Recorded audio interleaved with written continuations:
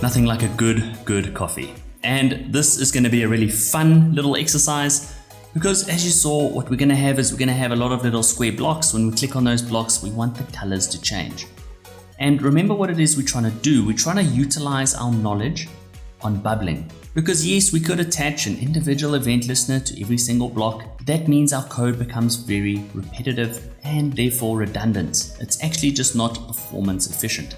So now we're going to rely on the fact that no matter where we click, that event is going to bubble up, and it's always going to bubble up past the ultimate parent div, right? So we can just attach an event listener to that parent div, knowing that we've always got access to the event target itself. I know you might be a bit weirded out by all this, but don't worry, we're going to get into it right now. You can see here we've got our text editor on the left, we've got our browser on the right, so we can exactly see what effects our code is having on the browser. So this specific lecture here, I want us to set up our skeleton, and in the next lecture we'll start adding JavaScript and seeing this in action.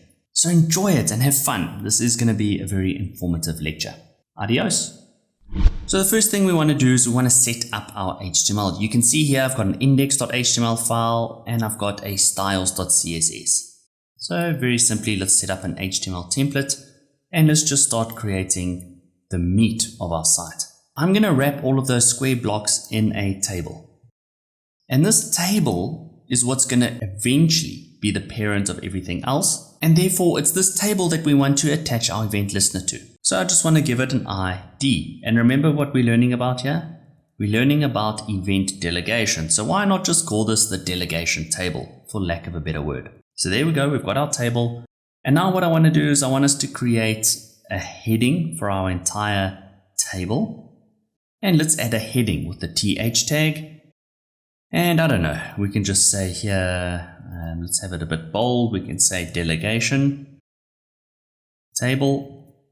Click to change color. So we save that. So there we go. We can see it in our browser, but that's just the table heading. What we can do now is we can add another row. And in this row, let's just include some data now.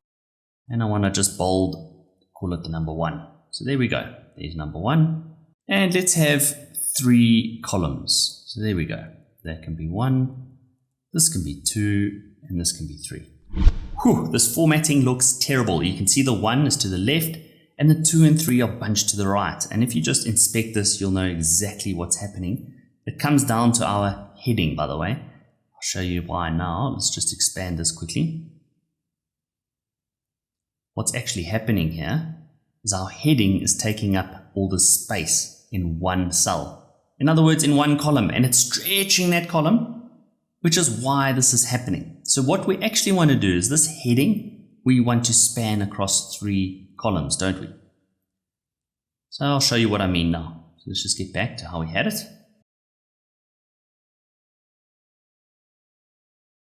There we go. And with this heading, we just want to span it in 3 columns. There we go. Now they're all evenly distributed. So there we go. That is literally our first row. I then want to have another row. And of course, this can be 4, that can be 5, and that can be 6. And you guessed it, let's have another row. We can have 7, 8, and 9. How does that look? It's starting to take shape, right? But now let's just go to our styles here quickly. Oh, well, firstly, we need to include a head section. And within the head section, we can include a link to our CSS file. And we know it's called styles. We can go to our style sheet. Of course, it's empty now, but let's just style this table so it looks a bit more funky.